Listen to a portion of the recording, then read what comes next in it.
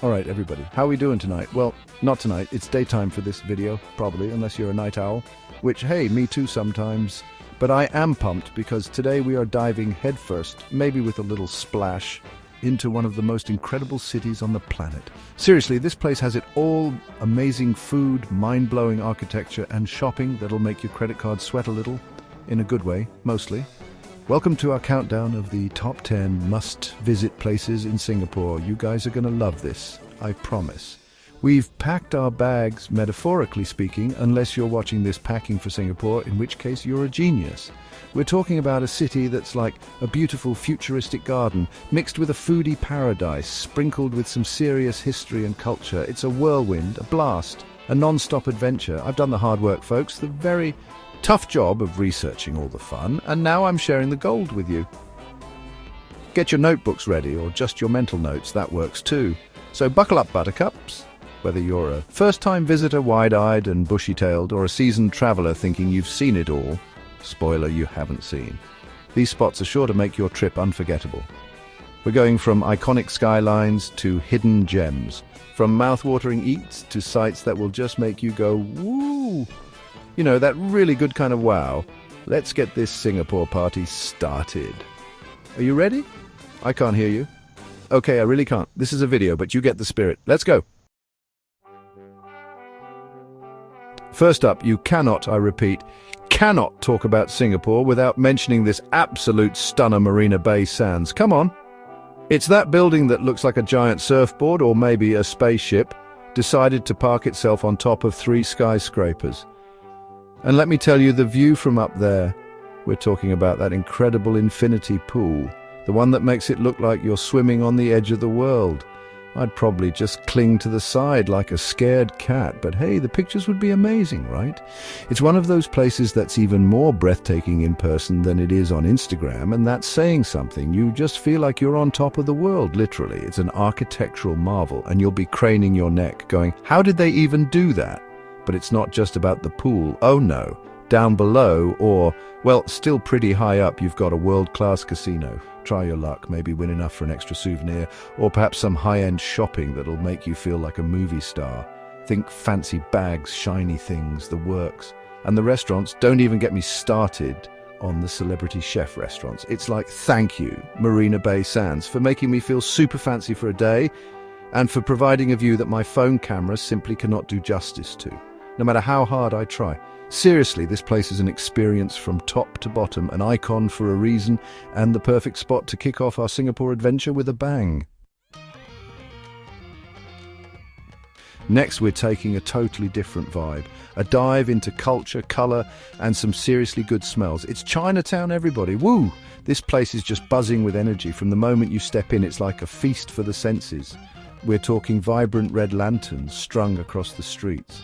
The intricate architecture of the temples, like the Buddha Tooth Relic Temple, which is just stunning, and little shops overflowing with everything you can imagine. You'll see traditional shophouses painted in beautiful colors, and the air is filled with the scent of incense, spices, and delicious street food cooking. I could just wander these streets for hours, getting wonderfully lost. It's the kind of place where every corner you turn, there's something new and exciting to discover. And it's not just about looking pretty, though it definitely does that. Chinatown is steeped in history and heritage.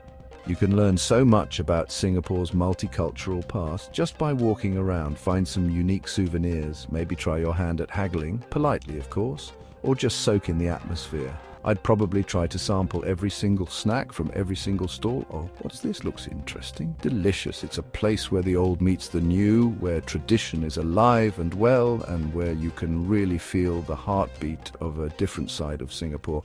Don't miss it. It's a gem. All right, shopaholics. This one's for you. Or for those of us who just like to pretend we're fancy window shopping. No judgment here. We're heading to the legendary Orchard Road. This isn't just a street with some shops, people. Oh no, this is like the Mount Everest of shopping. It's a long, dazzling stretch of mega malls, flagship stores and boutiques that seem to go on forever. You could spend a whole day, maybe a whole week, just exploring one side of the street. I'd probably get lost in the first mall and emerge 3 days later with way too many bags and a very confused look on my face.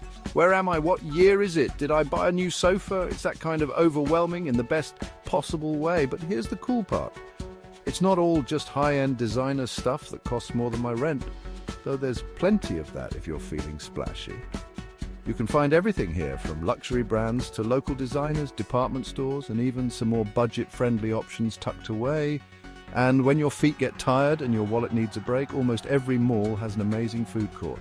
Seriously, the food courts in Singapore malls are next level. So Orchard Road, pros, amazing shopping, great food, fantastic people watching. Cons, your bank account might send you a strongly worded letter. But hey, memories, right? Chapter 4. Super trees and serenity gardens by the bay. Is this Avatar? Okay, prepare to have your mind blown, because next up is Gardens by the Bay. This place is straight out of a science fiction movie, but it's real, I promise. The stars of the show, of course, are the super trees. These giant tree-like vertical gardens are just incredible. They're covered in plants. They light up at night for this amazing show called Garden Rhapsody. Seriously, it's like a fairy tale. I just lie on the grass, look up and be mesmerized. You half expect a Navi to swing by. It's that magical, and you can even walk among them on the OCBC Skyway for some incredible views. Just don't look down if you're like me with heights. Or do for the thrill. But wait, there's more. Gardens by the Bay also has these two massive cooled conservatories, the Cloud Forest and the Flower Dome. The Cloud Forest has a legit mountain inside it, complete with a massive indoor waterfall. A waterfall indoors. It's misty and cool and full of lush tropical plants. Then the Flower Dome is like stepping into a perpetual spring with flowers from all over the world. It's an engineering marvel and a feast for the eyes. You'll be taking pictures non-stop. Thank you, Gardens by the Bay, for making me believe in magic and for having really, really good air conditioning in those domes. It's a must-see, a true wonder. Chapter 5, getting a little weird in a good way at Haw Par Villa. All right, folks, now we're taking a little detour from the sleek and modern to something unique. Get ready for Haw Par Villa. This place is an experience. Let's just say it's not your average theme park with fluffy characters and gentle rides. Oh no, this place is famous for its, shall we say, vivid depictions of Chinese folklore and mythology, including the infamous 10 Courts of Hell. Yeah, you heard me. It's got these incredibly detailed dioramas showing what happens if you're naughty. I'd be walking through there like, okay, note to self, be good, be very, very good. It's a little bit terrifying, a little bit fascinating, and a whole lot of what am I looking at right now. But beyond the 10 Courts of Hell, which are definitely a highlight for their sheer audacity, the whole park is filled with thousands of statues and dioramas depicting legends, fables, and moral lessons. It's colourful, it's quirky, it's sometimes a bit bizarre, but it's undeniably memorable. It was built by the brothers who created Tiger Balm, so you know it's got a certain potency. It's one of those places you'll be talking about long after you've left, trying to describe it to your friends back home. So there was this giant gorilla statue, and then there were these scenes of, well, you just had to be there. It's a fascinating glimpse into a different kind of cultural expression, and if you like things that are off the beaten path, Haw Par Villa is your spot. Chapter 6, Food Coma Incoming, Maxwell Food Centre, my favourite kind of coma. Okay, people, I hope you're hungry, because we're heading to a place that is pure, unadulterated foodie heaven, Maxwell Food Centre. Woohoo! If you want to experience authentic Singaporean cuisine without breaking the bank, this is where you need to be. Hawker centres are a Singapore institution, and Maxwell is one of the best and most famous. Imagine rows and rows of stalls, each specialising in a different dish. The air thick with the most incredible aromas. Sizzling, steaming, frying. Oh, my stomach is rumbling just thinking about it. You can find everything here, from the legendary Tian Tian Hainanese chicken rice. People queue for ages for this, and for good reason. To savoury laksa, char kway teow, rojak, and so much more. The atmosphere is bustling, it's energetic, it's a little chaotic in the best way possible. Part of the fun is chopeing a table that's Singaporean for reserving it, usually with a packet of tissues. Then you wander around, eyes wide, trying to decide what to eat first. It's a tough decision, let me tell you. Do I go for the chicken rice or the noodles? Or maybe that fish soup? I'll just have all of them. The prices are incredibly reasonable, so you can actually try a bunch of different things. This isn't just eating, it's a cultural experience. It's where locals eat, it's where you get the real deal. Prepare for a flavor explosion. All right, after all that delicious street food, let's class it up a bit, shall we? We're off to a true Singaporean icon, a legend in its own right, the Raffles Hotel. Ooh la la, this place just oozes history and colonial charm. From the moment you see that gleaming white facade and the uniformed doorman, you feel like you've stepped back in time to an era of elegance and sophistication. I'd probably try to walk with extra good posture, you know? Maybe put on a monocle if I had one. It's just that kind of place. It's been around since 1887, and famous writers, movie stars and royalty have walked its hallowed halls. You can almost feel the history in the air. Of course, you can't visit Raffles without heading to the Long Bar, the birthplace of the famous Singapore sling.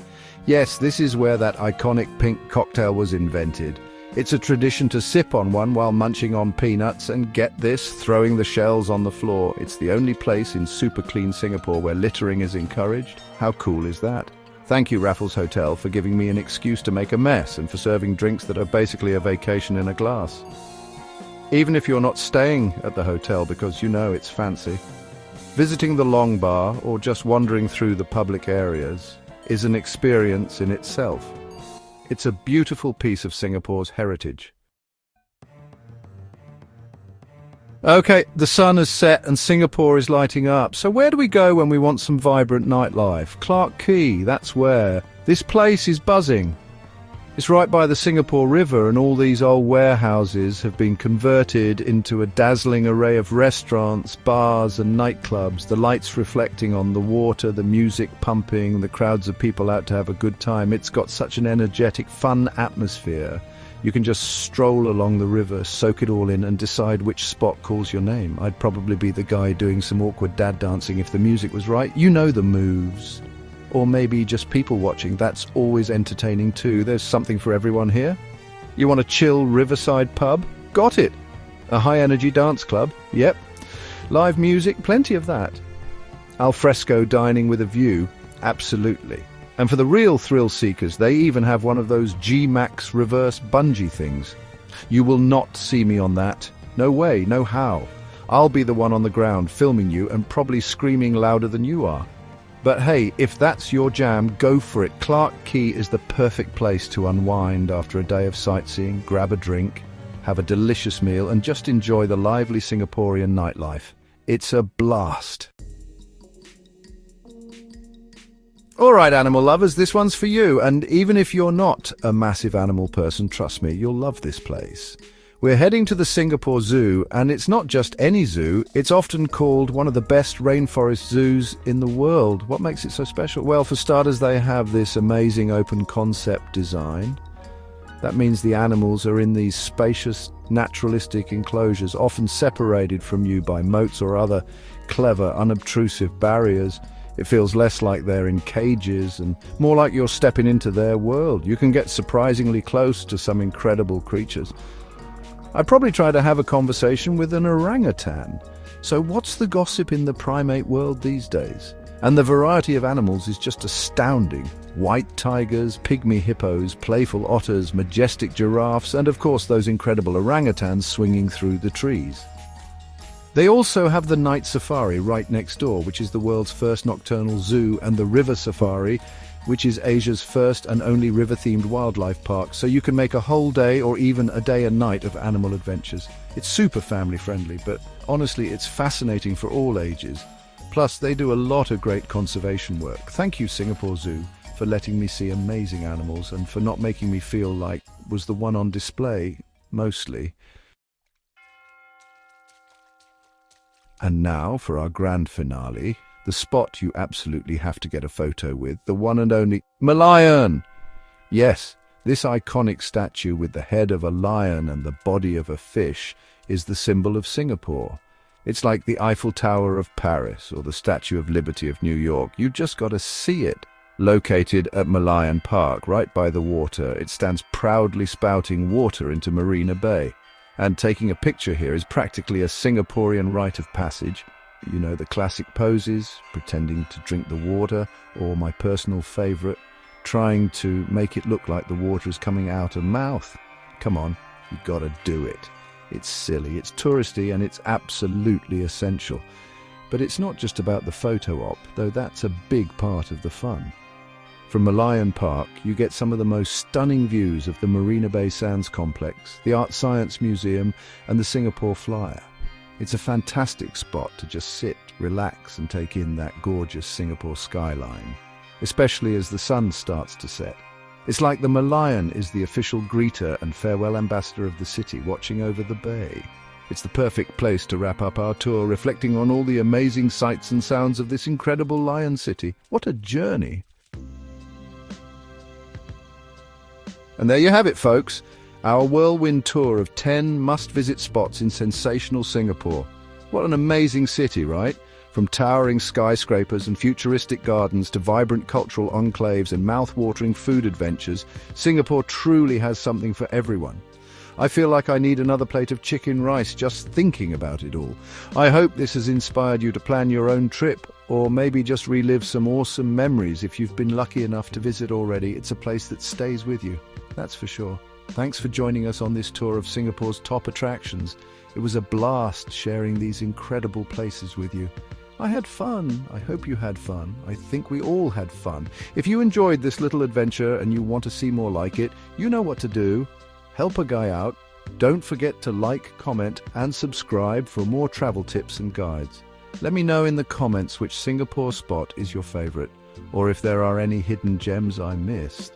I love hearing from you guys, seriously. We've got so many more adventures planned, so many more places to explore, and so many more bad jokes to tell along the way.